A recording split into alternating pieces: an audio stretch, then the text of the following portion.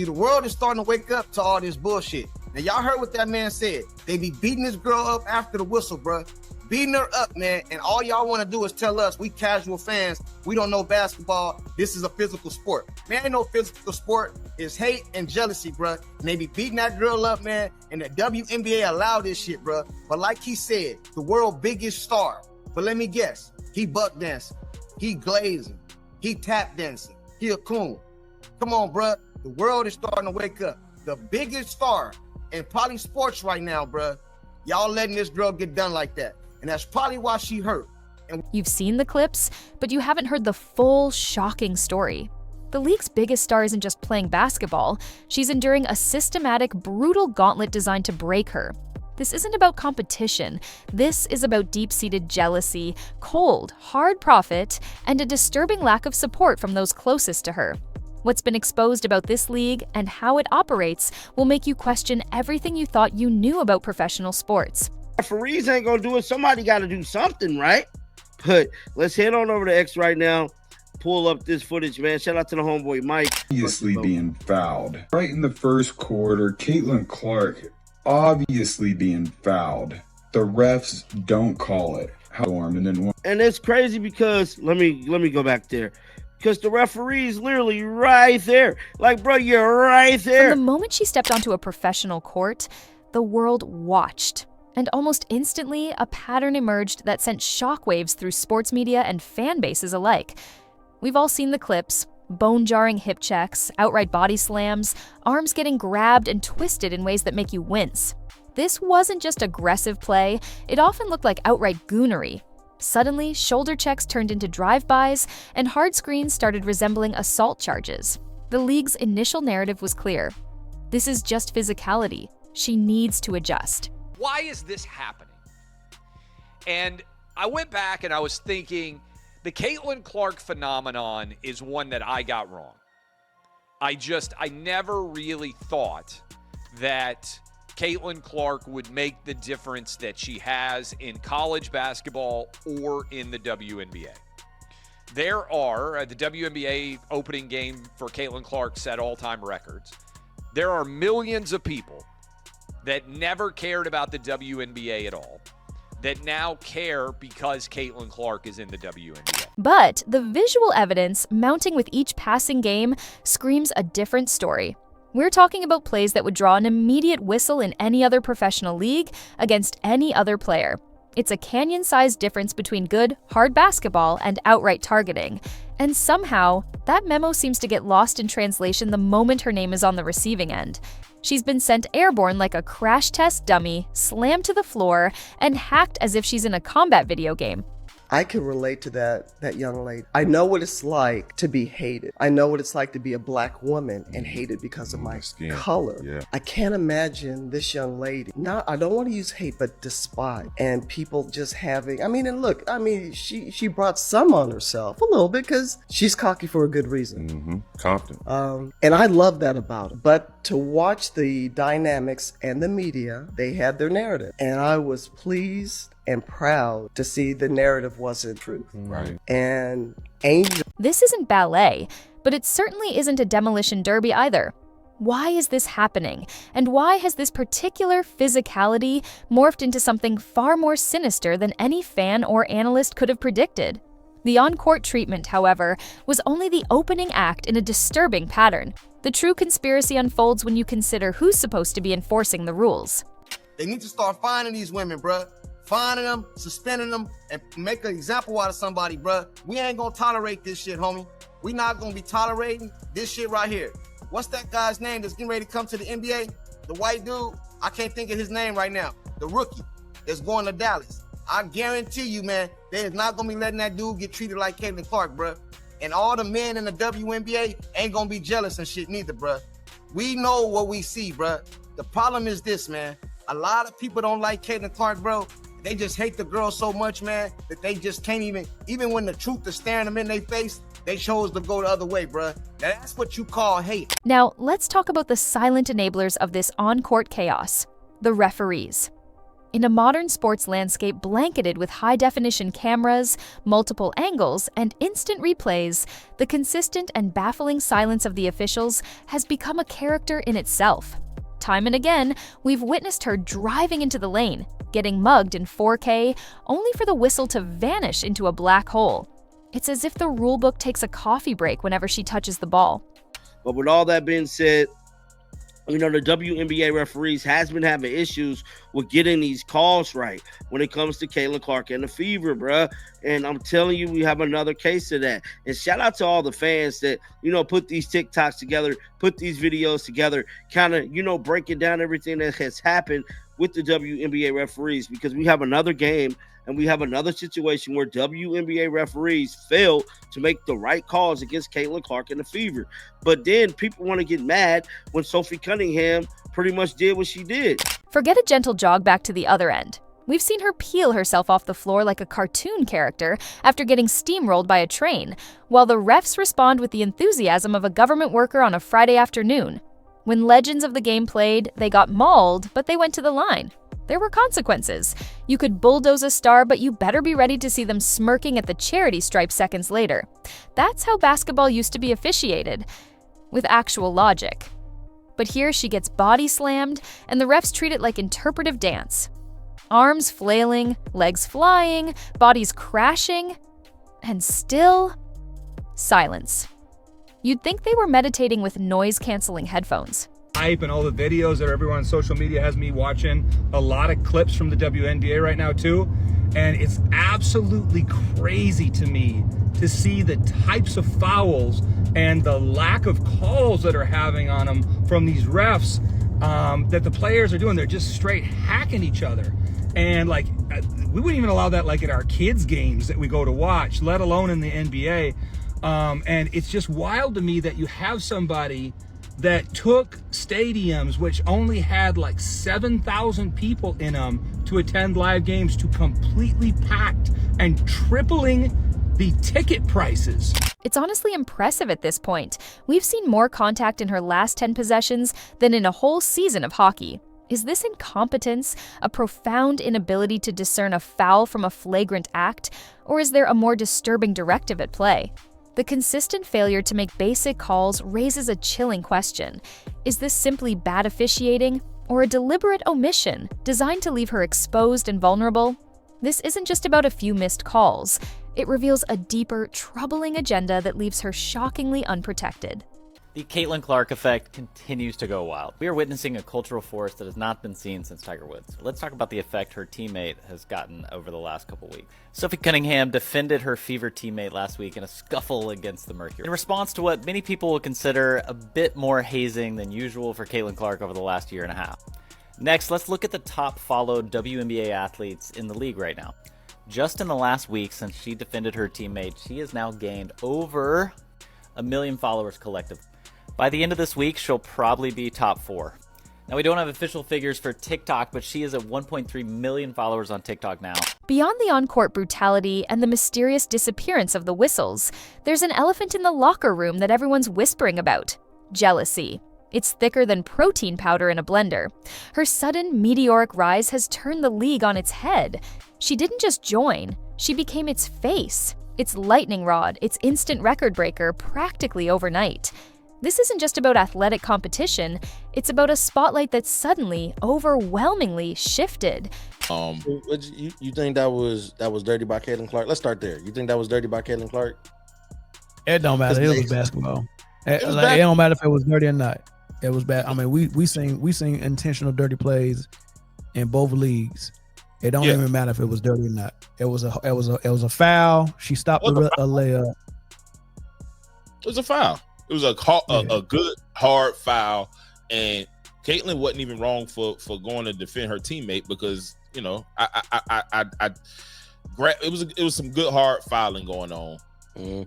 That's it to me. Imagine grinding for years, dedicating your life to growing a sport, only for a newcomer from college to instantly steal every headline, triple ticket prices, and pack arenas that were once half empty. It's a natural human reaction for some to feel overlooked, bypassed, or even disrespected. Some players look at her and don't just see an athlete. they see a walking billboard for everything they feel they've been denied.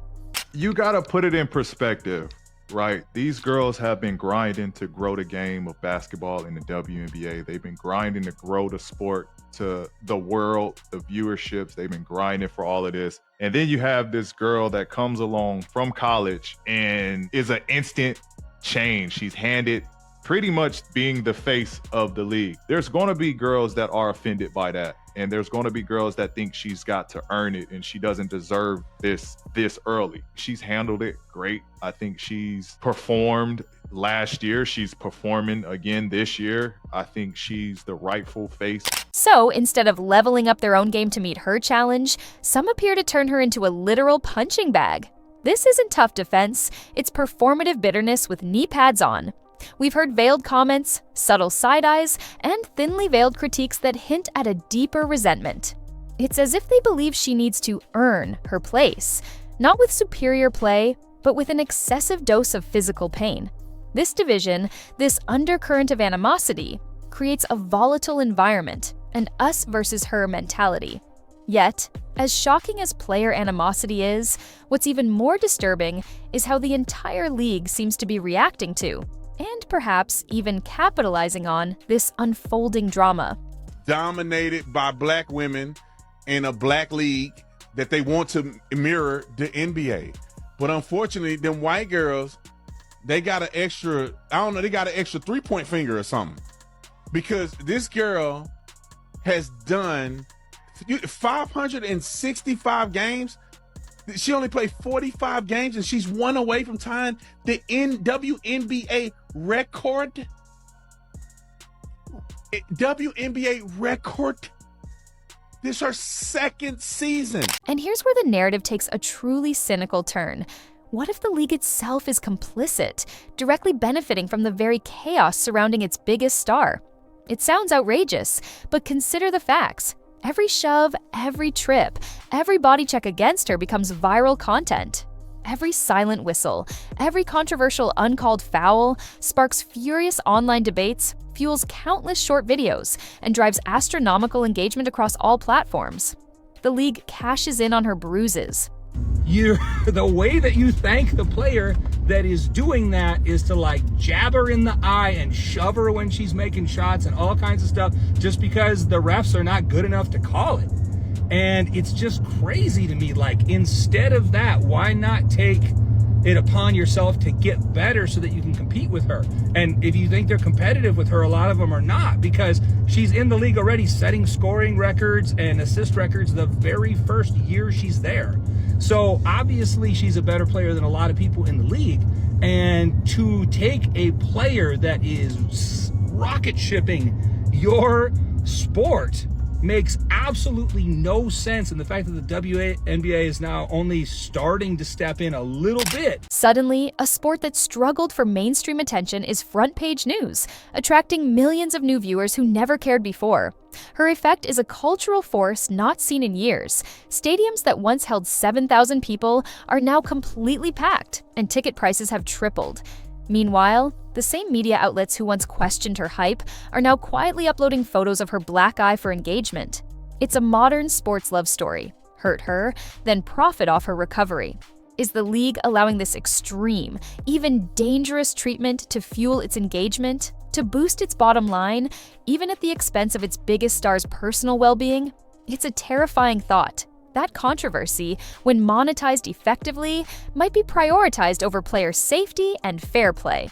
This isn't just a tough league, it's a league where the drama surrounding one player seems to be deemed more valuable than her protection. But if the league is standing idly by, or even actively benefiting from this brutal spectacle, what about the people meant to be her closest allies, her shield against the storm? This is perhaps the most shocking and controversial accusation, a perceived lack of adequate support from her own coaching staff and teammates. While rival players throw elbows and refs swallow their whistles, many observers note a staggering silence from her team's bench. When she hits the deck, battered and bruised, where are the strategic timeouts? Where are the adjustments to the playbook designed to give her space or defensive help? Where is the furious bench protest? The technical fouls called in righteous anger over persistent uncalled fouls? Instead, we often see blank stares, awkward clapping, and a vibe that screams, "Well, that's showbiz, kid." Every other team has tried to break her with dirty screens and social media drama, but some argue her own coaching staff appears to have figured out the nuclear option: do absolutely nothing. Let her run the gauntlet alone. Let her be triple-teamed like she's the final boss in a video game, while her teammates post up at the three-point line like they're waiting for a food delivery. This isn't tough love, it's passive-aggressive theater with sneakers and hydrating drinks. You can practically hear the gears turning. Maybe if we just let her get roughed up enough, she'll stop stealing the spotlight. Is it simple incompetence or a calculated maneuver to humble her, even if it means sacrificing her game and potentially her body? This masterclass in coaching apathy is often wrapped up in a nice little bow of plausible deniability. We're just developing the whole team. She has to adjust to the league. But we all saw what happened. She was supposed to be the future, the face, the ticket seller. Instead, she's being used as a crash test dummy in a league-wide campaign of how much can she take? The disrespect is so thick you could cut it with a butter knife. While every critic, rival, and bitter ex-pro tried to ruin her rise, some argue her own team and coach are doing what they never could: neutralizing her from within. This internal dynamic adds a chilling layer to her already arduous journey, suggesting that even brilliance needs backup, and sometimes that backup is nowhere to be found. Yet, even with all this relentless physical abuse, the baffling officiating, the simmering jealousy, the league's apparent complicity, and the startling lack of support from her own bench, she keeps showing up. She keeps scoring. She keeps drawing crowds that wouldn't show up for their hometown parades. She doesn't just bring talent, she brings receipts. Every elbow she takes is another viral moment. Every silent whistle turns into another sold-out arena. And every time someone tries to humble her with a cheap shot, they just end up boosting her legend. Here's the secret sauce nobody wants to admit: the more they try to break her, the bigger she becomes. The league wanted attention. They got it. But now they're caught in a self-made paradox.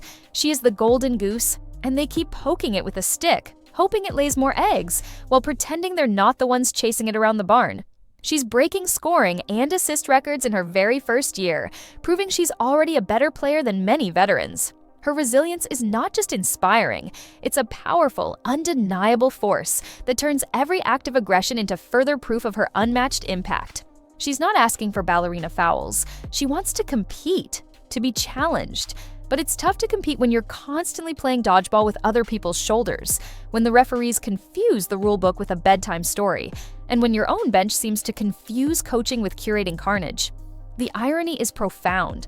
What was meant to deter her, to diminish her impact, has only solidified her position as the most magnetic, must-watch athlete in sports. So, let's stop pretending this is subtle. You'd have to be either a committed hater or fully out to lunch not to see what's going on. She isn't just getting defended, she's getting targeted, clobbered, and tossed around like a piñata at a kid's birthday party. This isn't basketball as we know it. It's a brutal, calculated drama fueled by a complex web of aggressive rivals, mysteriously silent officials, underlying player resentment, a league seemingly profiting from the spectacle, and an alarming passivity from her own coaching staff.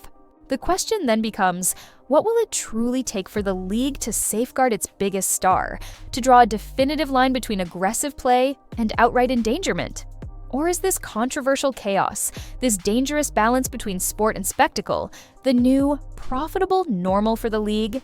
Her effect continues to go wild, but the conversation must shift from "she needs to be stronger" to "why are we letting this happen in the first place?" The future of the league and her place within it hangs in a precarious balance. We are witnessing a cultural force unlike any other, but at what cost to the game and to the generational talent at its very heart? The time for a reckoning on the hardwood is long overdue.